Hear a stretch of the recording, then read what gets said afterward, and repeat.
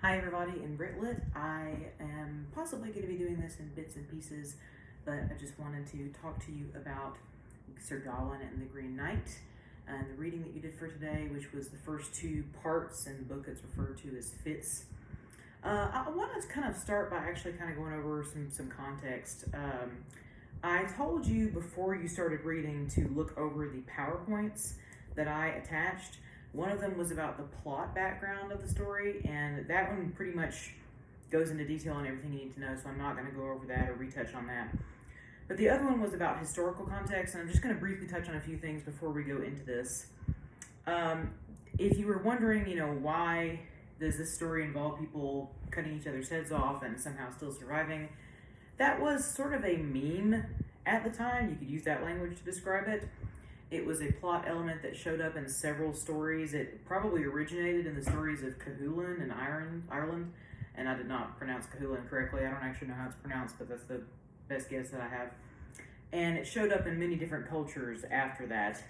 So to us, it's really strange, but it was just kind of a popular story element at the time. And in that moment when the Green Knight's head gets cut off and he picks up his head and the head speaks, it's kind of ghastly and ghoulish, and that's kind of the big shock factor. There's a small possibility that when Washington Irving, because I used to teach this for American Lit, when Washington Irving was writing The Headless Horseman, or The Legend of Sleepy Hollow, he probably drew some motivation from these old myths of these headless knights or these headless barons that would go around and terrorize people. And it was also based on an actual ghost story about a headless body that was found. It was a Hessian that had been buried in the ground and his head had been taken off with a cannon. And so it's just interesting how this actually may have influenced one of our American legends that Washington Irving created to kind of give us a mythos. Other things to be aware of, really the biggest thing, in the slideshow there's lots of kind of pictures of sort of aesthetically what the time period would have looked like. One interesting note is that this story was in the same manuscript not the same manuscript, but in the same library as the Beowulf manuscript, and both of them were almost destroyed in that fire in the 1800s that happened, and they were rescued at the same time. So one thing I really want to hit on is chivalry and courtly love. Chivalry comes from the word with the little room that I've left myself here. Make a little star. Boop. So chivalry, and this is not fictional. This was a real thing, and I'm sure you've covered this in your Western Civ classes by now. That medieval Europe abided by was the code of how a mounted knight should behave, and it comes from the word cheval, which in French means horse. So if you were a knight, and we're going to talk about kind of the class divisions more later, but if you were a knight, you had to have a horse. You could not be a knight without a horse. Kind of like being a race car driver without a car. It was just prerequisite for the profession, and they were extremely expensive because you constantly have to keep them fed and well taken care of. So the chivalry laws, which you probably hopefully read in that presentation, were just the code that the knights were supposed to abide by. And there are lots of different laws in there. I'll read over them really quickly. Believe the church's teachings and observe all the church's directions. Defend the church. Respect and defend all weaknesses. And we're going to talk about this more next time, but there's been kind of a shift in the way that women are perceived. And we can talk about why I think that is. But weakness can translate as to the weaker sex being women. So not just women, but know that women would be included under that umbrella, that you're supposed to respect and defend them. Love your country. Do not recoil before your enemy. Show no mercy to the infidel. Do not hesitate to make war with them. Perform all your feudal duties as long as they do not conflict with the laws of God. Never lie or go back on your word. Be generous to everyone. Always and everywhere be right and good against evil and injustice. So that is asking a lot already. There was a ton in there. And then we also have the idea of courtly love. So what courtly love is it was invented by and I'll move over to the side again, a lady named Eleanor of Aquitaine, who was French, and she kind of came up with a system because the way marriage was happening at this time in the upper classes was that they were often arranged. And so people did not really get any choice in who they had to marry, and it was boring. So, you know, you didn't get with Travis because you loved Travis. You got with Travis because somebody arranged that for you, and then you were stuck with Travis. And so she came up with the system of courtly love, which basically, if you want to get down to it, is a structure of how to have emotional affairs and get away with it. And it was super weird. Like, everybody knew about it. Like, it was kind of out in the open. Husbands knew about it. So you would have your marriage, and that was like ordained by God, and you would have children from that, and that was the holy union. But then courtly love meant that on the side you could have sort of a side boo, or a side hoe, except that there was a list of things you weren't allowed to do with them. You could only take it so far. So it's like when people in marriages today might be having like Facebook messaging that they've got going on the side. When the wife doesn't know about it, that's what courtly love is, except that the husband usually like knew about it and was like, okay, whatever, you know, like like as long as the wife like showed up to all the functions she was supposed to show up to and did the stuff she was supposed to do and put out children, he was like, all right, you can hang out with Vance, you know, I don't really care. So you could, usually there was an exchanging of tokens that went on, and you know, to this day, the giving of rings to kind of signify marriage or engagement that comes from that tradition of courtly love, is they would often give each other jewelry or handkerchiefs, and you know, they would say, sometimes the women would like say little sexy things like, oh, here's my handkerchief, my lord, fresh from my body, or something like that. And they would do things for each other and write really long, passionate letters. And like whenever the guy would go out to compete in a tournament or go to war, he would be like, my lady, I do this for you. I'm gonna go win this one for you, Patricia. I see you, you know. And she'd be like, that's my man, like with her husband sitting right there. It was super weird. It boggles my mind. I don't really understand it to this day, but it was a system that was in play. And I do get where it came from, just because in a world where you have absolutely no agency in who you get married to, this was a way of bringing a little romance into your lives without technically breaking the commandments, because you could not have sex. You could kiss. Presumably, I mean, I've never seen it written that you couldn't. Presumably, one could go to second base or third base even, but you just cannot go home. You cannot go to home base. You can't have sex with the other person, because sex is ordained by God, and you can only have sex with the person you're married to. So, there's a lot of rules for that as well. Avoid greed. Stay chaste, which means that stay chaste just means don't actually physically cheat. Don't actually have sex with the person. And avoid greed means like don't abuse your boo. Don't make it a sugar daddy situation. Don't make it to where you're just dating them to get stuff out of them. Don't try to break up a couple. So like don't push it to the point where you're like, well, I actually like really deeply love her and I want to marry her and I want to murder you. You know, oh, you're taking it too far. Don't actually try to break up a marriage. Avoid falsehoods. So again, kind of the chivalry, always tell the truth. Be obedient, this is important. Be obedient to the commands of ladies. So, because at this point, things have changed from Anglo-Saxon and Scandinavian society, and women are viewed as the much, much weaker sex, and we have to be wrapped in bubble wrap, you have to kind of defer to them because they can't do anything for themselves, and if they command you or ask you to do something, you have to do it. That's going to be problematic for Gawain. Be modest and be polite and courteous. So the issue with courtly love, you know, is just kind of a cluster quack to me. But as you can see it on here, one kind of question that's going to be hanging over Gawain and the Green Knight is, when does honor get rid of common sense? I think that's how I would put it. When does honor become too complicated? When does honor ask too much of a human being? You have all these rules now, and in the past, you know, in the world of Beowulf, being a good person, being a good man was pretty simple. You know, you got to be brave, you got to be generous, and if somebody messes with you, you got to get vengeance. And it really pretty much just comes down to those three things. Like that's their code. that and try and make a legacy that will live on after you. It's really pretty simple.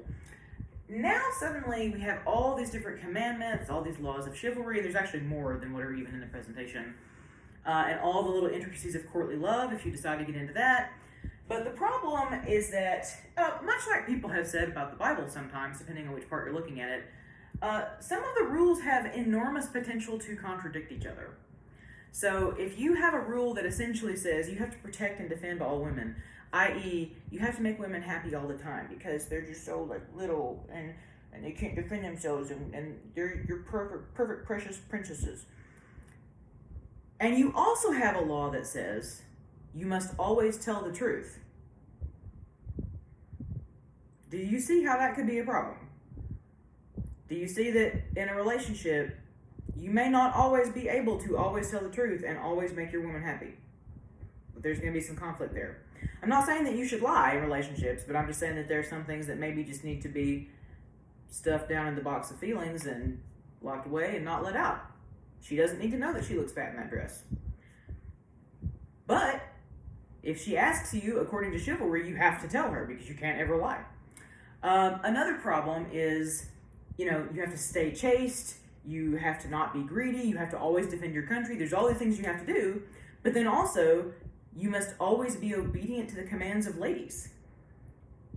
And so what happens if a lady commands you to do something that's against all the other codes? And so one of the big kind of overhanging things here is that Gawain is really going into a situation that you haven't seen yet because you've not gotten there, but he's going into a situation where he is set up for failure. The deck is stacked against him because nobody can fulfill all these commandments. Those are just a couple that I highlighted, but they're really there's a lot that contradict each other. So that's one thing that sort of permeates the text, is this idea of, okay, when are we going too far with honor or with what we expect from people? But remember, in the other PowerPoint that I showed you, at least in the fictional sense, Arthur is trying to set up Camelot, and this reference is kind of out of place, but in the Puritan sense, he's trying to set up this city on the hill. He wants Camelot to be the place that other people look up to. He wants it to be a paragon of virtue, of law and civilization and order, where knights do the right thing, and he has this round table where everybody's going to be equal, and it's going to be this paradise and this utopia. And another thing that's going on in this text is kind of a judgment of that, of, is that possible? Is that realistic? Again, does it ask too much of people?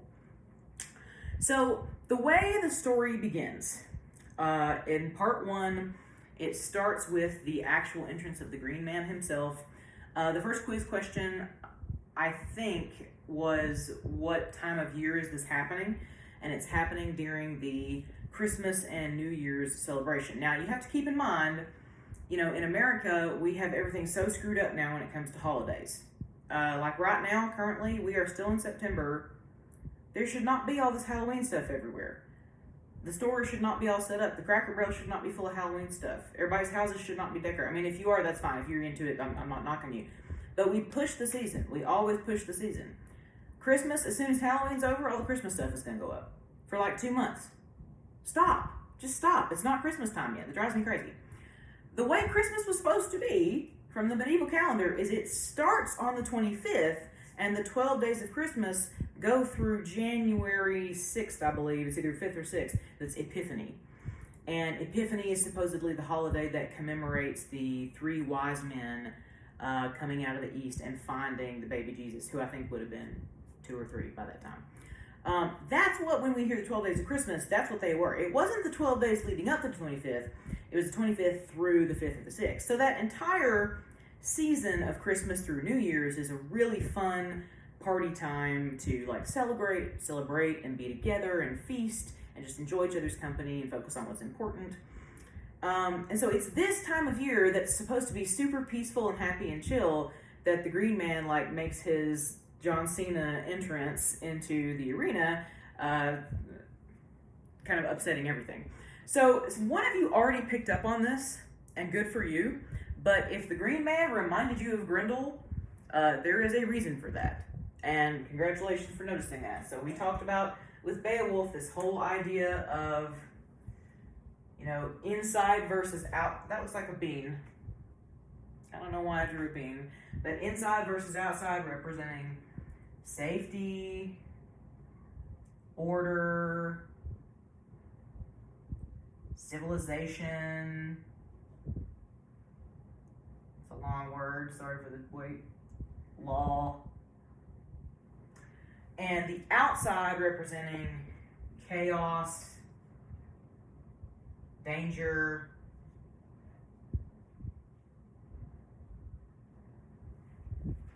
and largely the supernatural, at least in fictional purposes.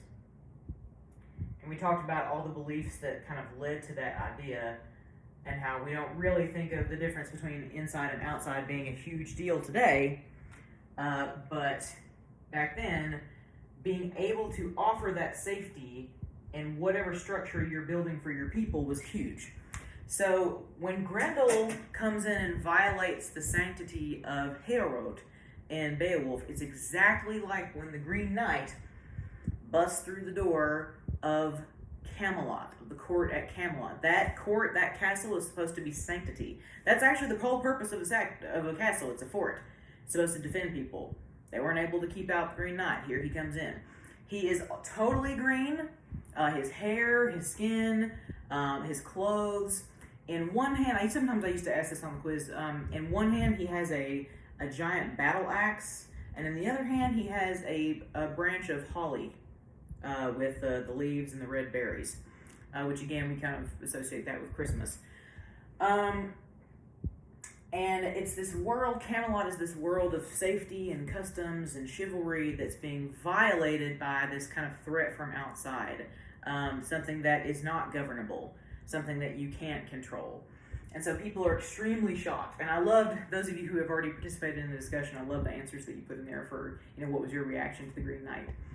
I want to show you a little bit about the Green Knight. The Green Knight, we think, this is just an idea, but most of us think that the Green Knight is supposed to be a correlation to this figure called the Green Man. And I mentioned to you before that, we really don't actually know much about pagan religion, and people who try to sell books about it are really just trying to sell books for the most part because there wasn't a whole lot of written record about these things. But often there was this figure. I'm going to zoom in here. I tried to print it out, but my printer's not cooperating. This figure was found kind of carved into trees or carved into stone, and this was a common motif that they found and left over from Druid societies. And they think that the Green Man is this god or this figure who represents virility, masculinity, and really nature. Now, when I say nature, we think of being outside, being with trees, being with animals. That's not really what I mean here. If you read The Lord of the Flies, which I know I constantly reference, think about the way that William Golding talks about nature versus civilization. As opposed to the Romantics or certain Christians who think that people are inherently born good and that civilization corrupts them over time. People like Thomas Hobbes and William Golding thought that people are naturally violent and savage and primal, and that it's actually the law that makes us behave, and that if not for civilization, we would just basically be animals. That animal, for better or for worse, is kind of what the Green Man represents. It is what exists without civilization. Think of the Green Man as representing our, especially for men in the story, but our most basic desires. Like if we were not governed by anything, if we didn't have any moral code and we didn't have anybody telling us what to do, like the purge or whatever, that's what the Green Man is. Lust, savagery, want, complete lack of compassion for other people. Think about it as id, what Freud called id. Our most basic desires. And the entire point of chivalry is to counteract those desires. Because when you are in a position of power, when you are on a horse, and when you are an aristocrat, and when you can crush the little people beneath you, there needs to be a code to tell you how to behave. And unfortunately, a lot of people did, as countless movies have shown, did abuse that power. But that's what chivalry was there for. So chivalry is there, and all these precious little laws and courtly love are there to squash the Green Man and squash your inner Green Man, and you're kind of what makes you human, to be honest. Those basic desires are what make us human beings. And chivalry is trying to erase that. So when the Green Man comes into the hall, it's sort of like saying, did y'all forget about me? I'm still here, bitches. You can't erase me. I'm still around. So when he comes in, he offers a challenge to Arthur, who is completely shocked and really doesn't know what to say. And it's important to note that this challenge was for Arthur. Gawain kind of steps up because Arthur doesn't respond quickly enough. Bless his pea-picking heart, Gawain comes up because he says, well, I'm kind of the most useless of all the knights. Later, people say that people thought he was actually the best of all the knights, and he was the most well-loved. But because he's humble and modest, as is the command, he's like, well, nobody's really going to miss me if I'm gone. Like, you're the king. It's kind of like saying, you're the president of the United States. It's probably better that somebody else go take care of this. So you can understand his logic. And the challenge is, you knock my head off today, and then, this is the second quiz answer, in a year and a day, you will come find me at the Green Chapel, and I'll get to do the same to you. As I mentioned in the discussion, had I been in Gawain's position, I would have just sat there and let that awkward silence just draw out eternally. I'm not about to give up my life, but Gawain, as in some cases described as Arthur's nephew, feels the need to stand up for his uncle and for his country to go do this. So he does it, goes up to the Green Knight, knocks off the head. Green Knight picks up his own head, says, I'll see you in a year and a day, bye. And then everybody kind of goes back to partying, and you have to feel so bad for Gawain. He was like, what? I just signed the rest of my life away, and everybody is just drinking mead and eating boar. So the time passes pretty quickly, and then it's time for him to go. They talk about him getting suited up to leave on his journey. It actually mentions how the people are pretty hacked off because they think it's kind of stupid that Arthur is letting Gawain go off and do this. They're like, he's one of our best guys, why are we letting him go? It talks about Gringolet, and I'll write down that name. Gringolet is the horse of Gawain, and he is mentioned in many other stories. Sort of a famous animal character, kind of akin, I guess, to kind of Mickey Mouse or something like that. So Gringolet's going with him, and as we already talked about for the assignment, it goes into egregious detail about his shield.